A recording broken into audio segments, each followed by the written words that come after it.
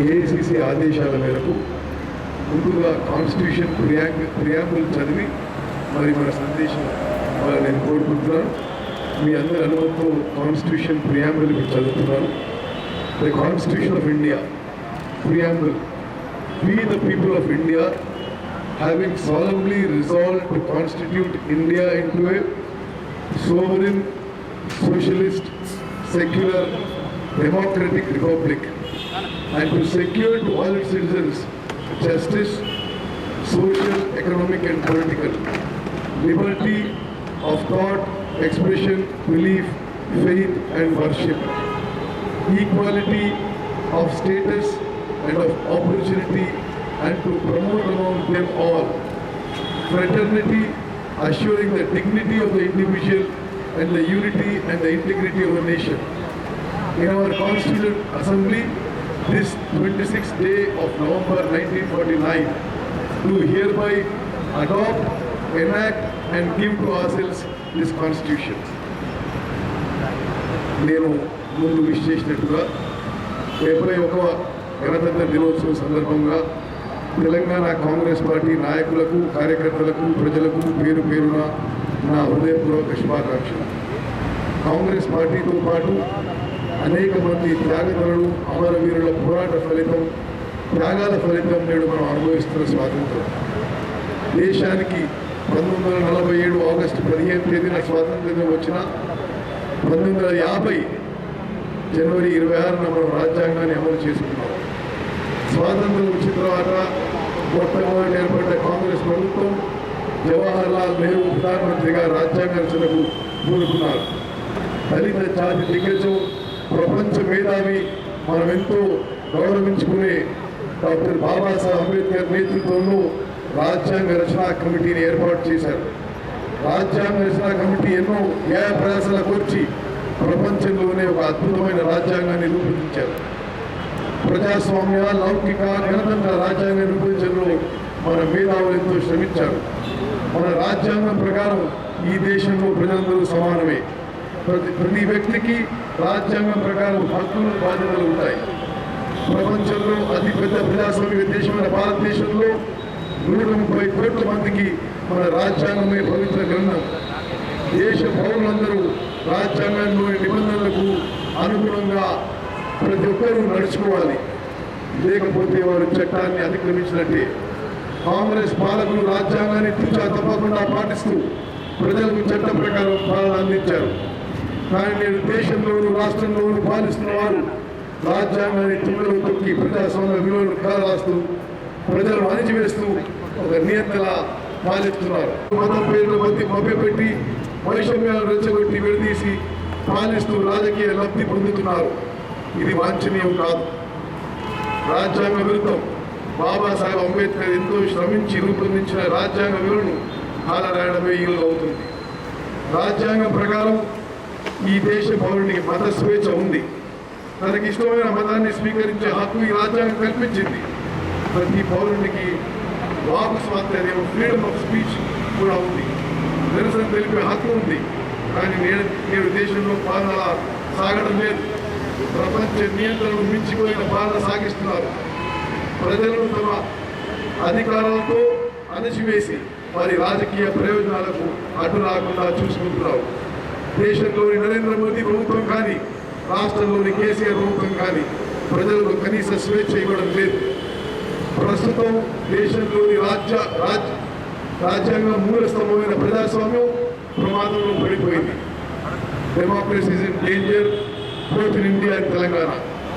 ఇటీవల కేంద్రంలోని ఎన్డీఏ ప్రభుత్వం కాశ్మీర్లో 370 ఆర్టికల్ రద్దు చేసింది. ఒక వర్గాన్ని పూర్తిగా అణచివేసి రాజకీయ ప్రయోజనం పొందే ప్రయత్నం చేసింది. ముస్లిం పర్సనల్ లా భిన్నంగా ట్రిపుల్ తలాక్ రద్దు చేసింది. అలాగే సిటిజన్షిప్ అమెండ్మెంట్ యాక్ట్ తెచ్చి ఒక వర్గాన్ని దేశ పౌరులుగా కాకుండా చేసే కుట్ర చేస్తుంది.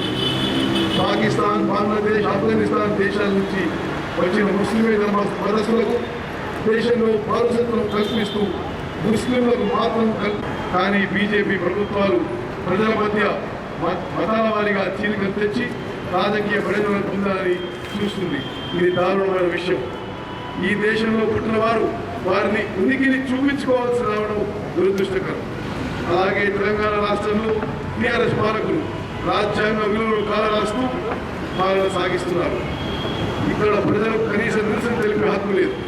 ఏదైనా నిరసన వ్యక్తం చేస్తామంటే రాత్రికి గృహ నిర్బంధాలు, తమ కార్యాలయాల ముందే వందలాది మంది పోలీసులు మమ్మల్ని అరెస్టు చేయడం, ఏదైనా మీటింగ్లు పెట్టుకుందామంటే మరి అనుమతులు ఇవ్వకపోవడం, ధర్నాలు నిరసనలు తెలిపే హక్కు లేకపోవడం, రాజకీయాలను డబ్బు మద్యం అక్రమాలు కేంద్రాలుగా మార్చేశారు.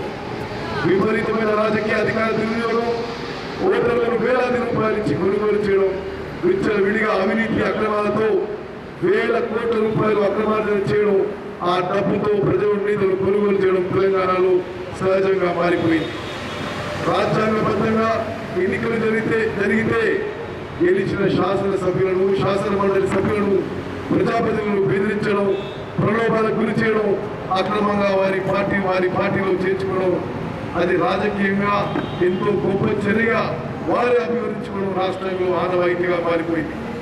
ఇక్కడ ఎన్నికలంటే రాజకీయ పార్టీల మధ్య పోటీ, ప్రజాప్రతినిధులను ఎన్నుకునే ప్రక్రియగా లేదు.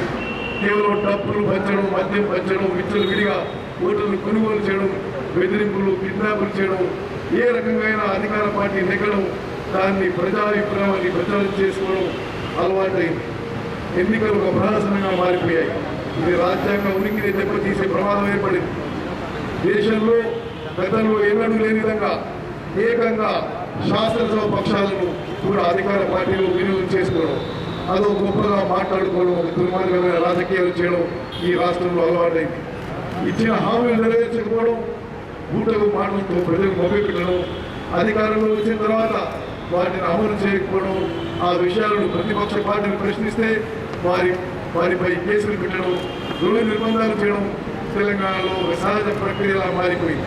పలికిన అనేక సందర్భాల్లో కేంద్రానికి మద్దతు ఇస్తారు. రాష్ట్రపతి ఎన్నికల్లో, ఉపరాష్ట్రపతి ఎన్నికల్లో, రాజ్యసభ ప్రతినిధి ఎన్నికల్లో, ఓట్ల రద్దు విషయంలో, జీఎస్టీ విషయంలో, ట్రిపుల్ తలాక్ విషయంలో, 370 రద్దు లాంటి అంశాలు కావచ్చు.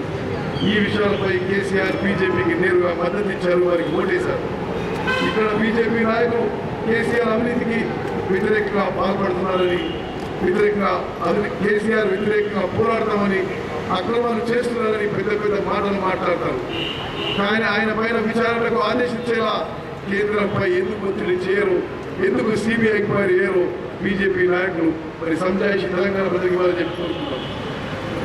టీఆర్ఎస్, ఎంఐఎం మిత్రపక్షాలు, ఎంఐఎం బీజేపీ బద్దశత్రువు. బీజేపీకి రాజకీయంగా లబ్ధి జరిగేలా ముస్లింల ప్రభావం చూపే ప్రాంతాల్లో ఎంఐఎం పోటీ చేసి బీజేపీకి లబ్ధి చేకూరేలా ప్రయత్నాలు చేస్తుంది. ఇది టీఆర్ఎస్ ఎంఐఎంలో రూపాయికాయ రాజకీయాలు. సిఏ విషయంలో పార్లమెంట్లో వ్యతిరేకించిన టీఆర్ఎస్ రాష్ట్రంలో మిగతా రాష్ట్రాలాగా అసెంబ్లీలో నిన్నటి వరకు ఎందుకు వ్యతిరేకించడం తీర్మానం చేయలేదు మరి ఎవరు తెలియదు. ఎన్నికలు కాగానే ఇప్పుడు అసెంబ్లీలో తీర్మానం చేస్తామంటారు. ఇన్ని రకాలుగా ఆయన రాజకీయ నాటకాలు ఆడుతున్నారు. ఏది ఏమైనా కాంగ్రెస్ పార్టీ రాజ్యాంగ విలువలను కట్టుబడి ప్రజల కోసం పనిచేసింది. బ్రిటిష్ వారిని దేశం నుంచి తరిమి వేయడానికి ఏళ్ల తరబడి కాంగ్రెస్ నాయకులు ప్రజలను కూడబట్టి పోరాటాలు చేసి దేశానికి స్వాతంత్రం తెచ్చారు. తెలంగాణ ప్రజల 60 ఏళ్ల కోరికను ప్రత్యేక రాష్ట్రం ఏర్పాటు చేసి తీర్చారు. ప్రజల అవసరాలకు అనుగుణంగా పనిచేసే లక్ష్యం కాంగ్రెస్కు మొదటి నుంచి ఉంది. అందుకే దశాబ్దాల పాటు ఈ దేశాన్ని పాలించిన ఘనత కాంగ్రెస్ దక్కింది. ఈ దేశాన్ని ప్రపంచంలో ఒక అగ్రగామి దేశంగా, ఒక పటిష్టమైన ప్రజాస్వామ్య దేశంగా తీర్చిదిద్దిన ఘనత కాంగ్రెస్ ప్రభుత్వాన్ని. కాంగ్రెస్ పార్టీకి అధికారంలో ఉండడం, ప్రతిపక్షంలో ఉండడం, గెలుపులు ఓటములు కొత్త కాదు. గెలిచినంత మాత్రాన పొంగిపోవడం, ఓడిపోతే కుంగిపోవడం కాంగ్రెస్ పార్టీ లక్షణం కాదు. ప్రజాస్వామ్యంలో ప్రజా తీర్పులు గౌరవిస్తాం. కానీ ఎన్నికలు ఎలా జరుగుతున్నాయని ప్రజాస్వామ్యవాదులు, మేధావులు, రాజ్యాంగ నిపుణులు, విద్యావంతులు గమనించి ఆ నాయకులు ప్రజలకు ఎలా సేవ చేయరు. డబ్బులు, మద్యం, అధికార దుర్వినియోగం విడిగా ఎన్నికలు నిర్వహిస్తే ఈ ప్రజాస్వామ్య మనుగడ, రాజ్యాంగ విలువలు ఏమి కావాలని మనం చర్చించుకోవాల్సిన సమయం ఆసన్నమైంది. ఇప్పుడు జరుగుతున్నది కాంగ్రెస్ పార్టీ ఓటమి కాదు, ప్రజాస్వామ్య రాజ్యాంగ ఓటమి. ఎన్నికలు పారదర్శకంగా, నిజాయితీగా జరగడం లేదు. ప్రతి ఒక్కరూ గమనించాలి. ప్రజలు మనకి ఎందుకంటే అనుకుంటే ప్రతి ఒక్కరి మనుగడ ప్రశ్నార్థకంగా మారిపోతుంది. ఇంత పెద్ద ఎత్తున అణచివేత అక్రమాలు జరిగినా కూడా కాంగ్రెస్ కార్యకర్తలు నాయకులు ఎంతో శ్రమించి ఈ మున్సిపల్ ఎన్నికల్లో పనిచేసినందుకు పేరున నా అభినందనలు తెలియజేస్తున్నాను. వారి సేవలు తప్పనిసరిగా మేము అప్రిషియేట్ చేస్తాం. పాలకుల పనితీరు పట్ల ప్రజల్లో వ్యతిరేకత ఉన్నదన్న విషయం స్పష్టంగా అర్థమవుతుంది. కాంగ్రెస్ పార్టీకి అసెంబ్లీ ఎన్నికల కంటే పార్లమెంట్ ఎన్నికల కంటే పంచాయతీ మండలి ఎన్నికల్లో అప్పటికంటే మున్సిపల్ ఎన్నికల్లో ఓటింగ్ శాతం పెరగడం మనం గమనించాలి.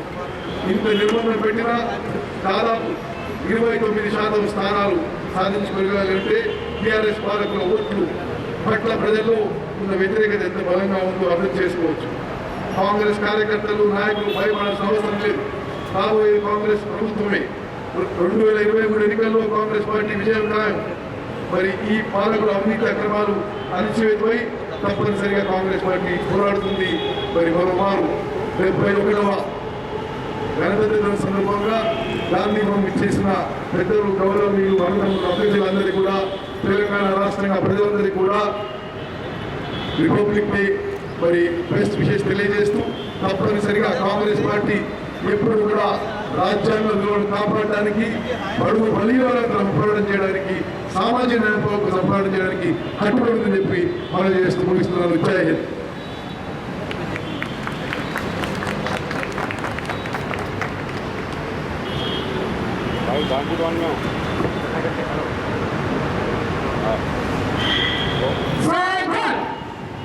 राष्ट्रगीत शुरू करें।